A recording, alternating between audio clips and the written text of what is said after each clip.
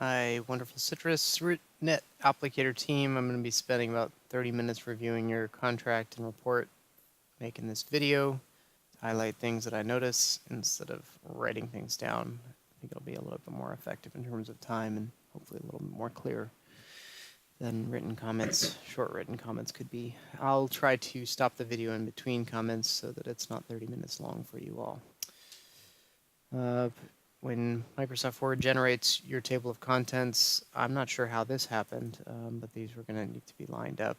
You'll notice that a lot of the time I'm going to be spending on things that are on the surface, things that you should be able to see, so you should be able to correct on your own. But if you haven't in this draft, then I'm going to spend time on that first, because those, as a reader, are the first things that I see, and those need to be addressed before I can get to the real content. Efficiency I would have interpreted as the amount of work done per employee. So I think you mean improve or maintain the current speed, independent of the number of employees, that is, the current speed, I think. It might make sense to include a little bit more detail here about what that current 3-employee process is. Specify what they're currently doing, what the job is of netting. What does netting a citrus plant entail? I'd include the dates here.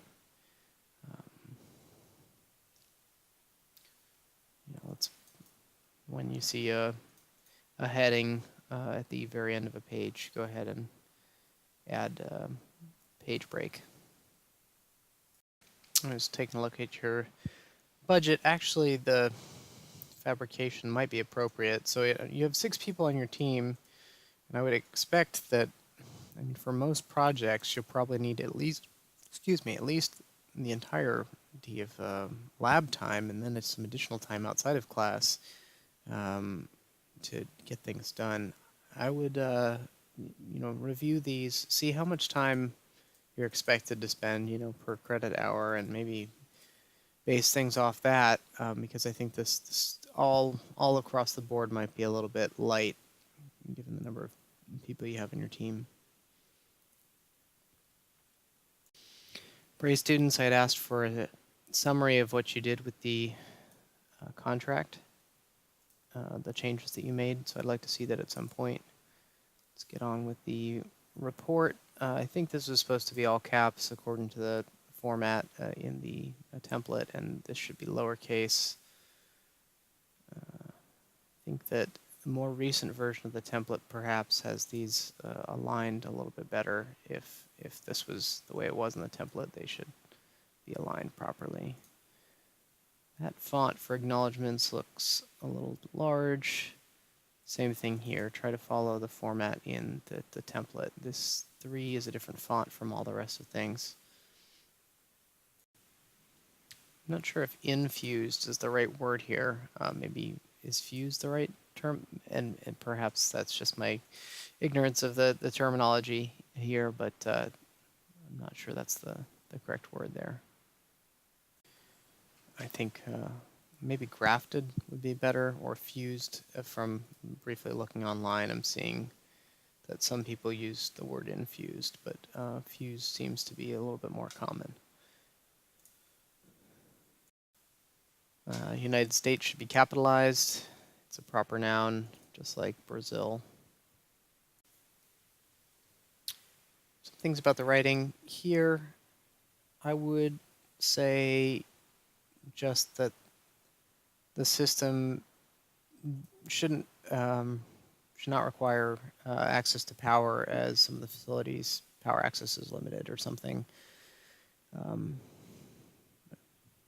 And this sentence here, the final design, budget, and all other stages of the project will require approval, would be the right way of writing this, so that it can't be interpreted. The sentence as written could be read, although it wouldn't make sense this way, but it can be read: the final design and budget will require all stages of the project. That's a valid way of reading it if you were to take out these parts.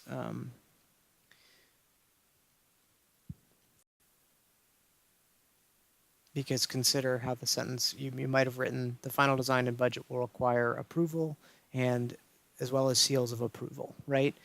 That's the sort of thing that is expected after a comma here. So to avoid the ambiguity, this should be up front. You're saying first what will require the approval.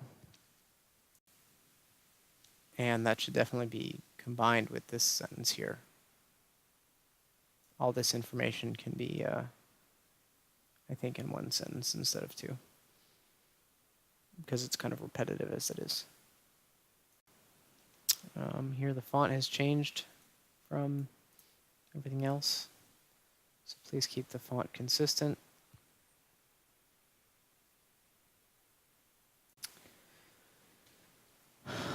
This is wonderful apostrophe S in both of these places.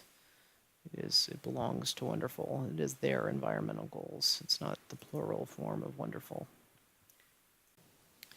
The acceptance criteria could use more detail. If you take a look at the report template, it's pretty specific. Goes down to, looks like the level of detail, basically telling you what exact tests you're going to perform to determine these things, where and when.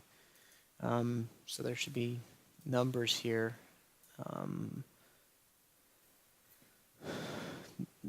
to help you check whether you meet the criteria or not. For instance, what is a given set? Say you're going to go down a row, you're going to time it with 2 people and your setup and compare it to 3 people and their existing setup, maybe. Or do several rows. How many times are you going to do it to see if there's, if it's just a fluke, if they got lucky one time, etc. Needs to be more detail. I'm not certain, but I think that the font got smaller here. You're going to need to look for that sort of thing. I'm not sure what this means. R&D provides more agile sprints of designs by allowing the team to learn without killing the project. I mean, I think I understand the sentiment, but there's a better way to express those thoughts. Yeah, maybe other people should take a look through here. I think that's supposed to be an is. A shouldn't be capitalized after a comma. I see that this is a sentence, but I don't understand how this, whether this should be a comma, and this certainly isn't a sentence on its own. So review things like that. Let's see, the budget. I guess I already talked about that in terms of the contract, so I'll move on. I'm going to assume that because literature review and the alternatives analysis were assigned in 460 that I've already received some feedback on these things. So if not, please let me know and I can talk to you about them in office hours. So the word aforementioned,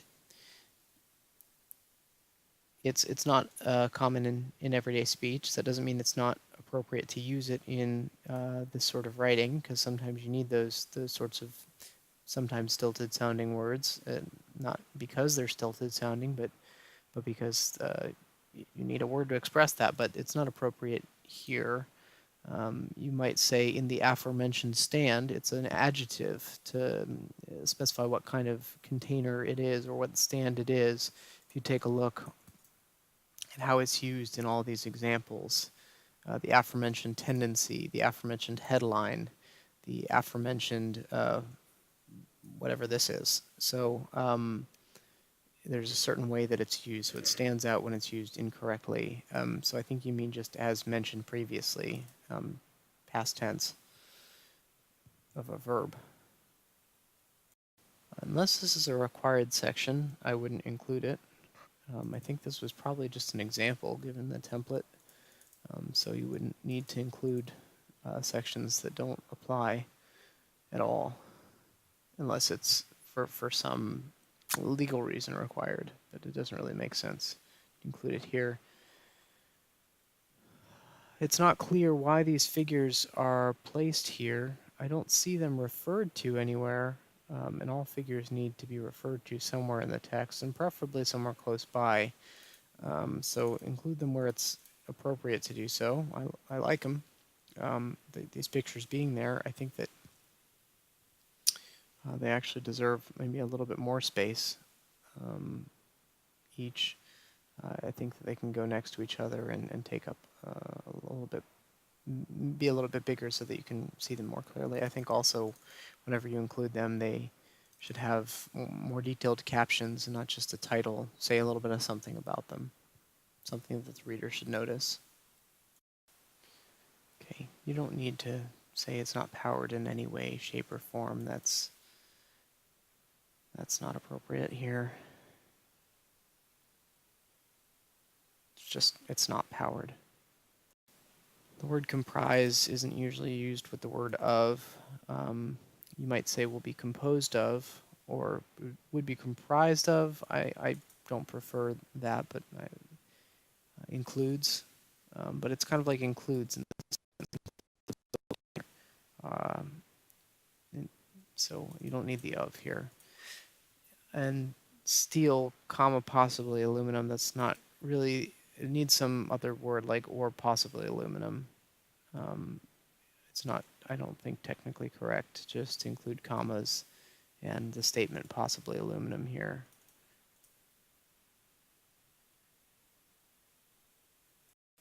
I think we switched to a smaller font again.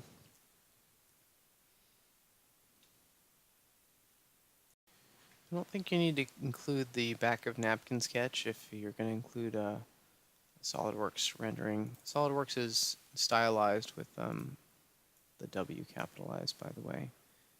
You should have that everywhere. Actually, looking online, it might actually be all capitalized is also appropriate. This looks like their website, and everywhere it appears in all caps. The Wikipedia article was capitalized solid and works, but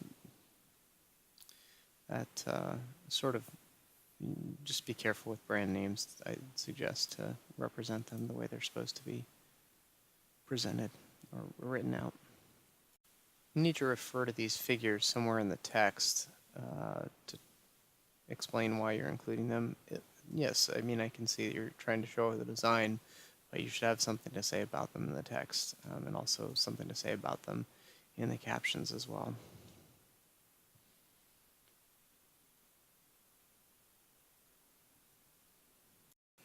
Okay, I'm really going to want to see, in terms of technical analysis, the things that I've been talking with Dylan about. It's a wonderful problem, and I think it would be great to explain why you're using rollers, where you're going to end up using them, but include that full analysis to show what the effects of the geometry and friction are if you weren't to have rollers, and why. So that helps show you why you need the rollers in the places you have them. I would also like to see an analysis based on, I don't know if I saw anywhere the measurements that you took of the time it takes for each person to do the process, and I'm looking for, so it's called Q theory. Let's see if I can find some information for you. Yeah, I think that you should look into this sort of analysis, and because it's really applicable to your system. You don't have to use the complicated equations and try to apply a theoretical result. It would be fine to me if you were just to simulate the system. But the point is, you can simulate if you know how long each person takes on average, and you know sort of the variability in each of their tasks in terms of time. And if you know who's held up by someone else, then you can predict how long, on average, the process is going to take and what the sort of variability there is going to be in that. So I think that you can show then how yours, and trying to predict how fast overall your system is going to work, even before testing it. So do some of that analysis so that you can show that you have reason to suspect that you'll be able to remove a person from that process. Okay, I think that's it for right now. You've done a lot of work so far, and I look forward to. But you still have your work cut out for you for the rest of the quarter. Best wishes finishing up, and I look forward to seeing the final report.